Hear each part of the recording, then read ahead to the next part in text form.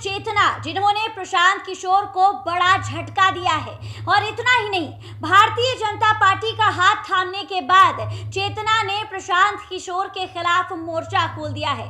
नमस्कार, आप देख रहे हैं देशवा न्यूज और मैं हूं आपके साथ अंजलि तिवारी। देखिए, प्रशांत किशोर को अगर इस बीच की बात की जाए तो इस दौरान उनके पार्टी के नेताओं के द्वारा, उनके करीबी लोगों के द्वारा कई बड़े झटके लग चुके हैं। कल केसी सिन्हा ने भारतीय जनता पार्टी का दामन थाम लिया और उस बीच प्रशांत किशोर को चुनावी माहौल में बड़ा झटका लगा। और आज सुबह ही बड़ी खबर निकलकर सामने आई, जहां पर चेतना ने प्रशांत किशोर का दामन छोड़कर भारतीय जनता पार्टी का दामन थाम लिया और दामन थामने के साथ ही प्रशांत किशोर के खिलाफ मोर्चा खोल दिया। बता दिया कि बिहार के उपचुनाव में कौन जीतने वाला है और बता दिया कि उपचुनाव में किसकी जीत और किसकी हार होने वाली है। फिलहाल चेतना क्या कुछ कहती हुई नजर आ रही हैं, आप उनकी बातों को सुन लीजिए। क्या तालमेल बैठ रहा है। जनसुराज और हमारा जो भाजपा है वो बहुत पुरानी पार्टी है, हमारे दादा दादी के समय की पार्टी है। ये सब तो कोई तालमेल नहीं बैठता। और जहां तक मुझे लगता है कि एक आदमी को इतना बड़ा कर देना, क्योंकि मैं तो बांकीपुर की जनता नहीं हूँ, तो मैं ये नहीं बोल पाऊंगी कि वहां की जनता की मन में क्या बसता है। लेकिन मैं इतना जरूर कह सकती हूँ, एक बाहर से देखने वाले लोग, कि हमारे राष्ट्रीय अध्यक्ष की सीट रही है, नितिन नवीन सर की सीट रही है, और उन्होंने बांकीपुर की जनता के साथ अपना सुख और दुख दोनों बांटा है, कई वर्षों तक बांटा है। तो इस परिवार को ऐसे तोड़ पाना संभव नहीं है। और बाकी चीजें तो छोटी पड़ जाती है। और मुझे एक बात समझ नहीं आ रही, क्योंकि ठीक है, चलिए, मैं तो उस दल में पहले थी करके, लेकिन पार्टी तो अपनी मजबूत राजद भी है, लड़ तो वो भी रहे हैं, नाम उनका होना चाहिए, लेकिन सिर्फ बातें फिर उनकी ही क्यों कोई करे। तो हम ये बोलते हैं कि ये वोट प्रधान देश है।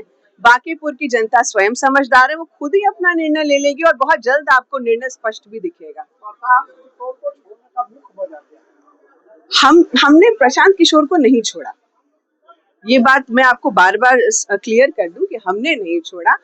उनके डिसीजंस थे और उसके बाद हमें वो मानना पड़ा, तो हमने बोला ठीक है, कोई बात नहीं।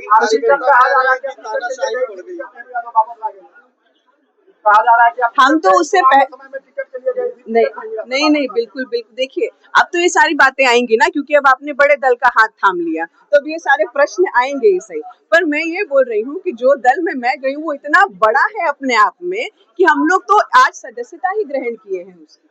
और हमारी विचारधारा में मात्र यही है कि देश की सेवा कैसे की जा सके, बिहार की सेवा कैसे की जा सके। और मुझे ऐसा लगता है कि पार्टी का प्रमुख विचार स्पष्ट होना चाहिए, ना कि निजी राजनीति होनी चाहिए। निजी राजनीति में देश का भला नहीं है, लेकिन जब राजनीति देश की हो, सत्य की हो, तो फिर जो है राष्ट्र की हो, तो फिर उसके ऊपर विचार साझा करना अति आवश्यक है।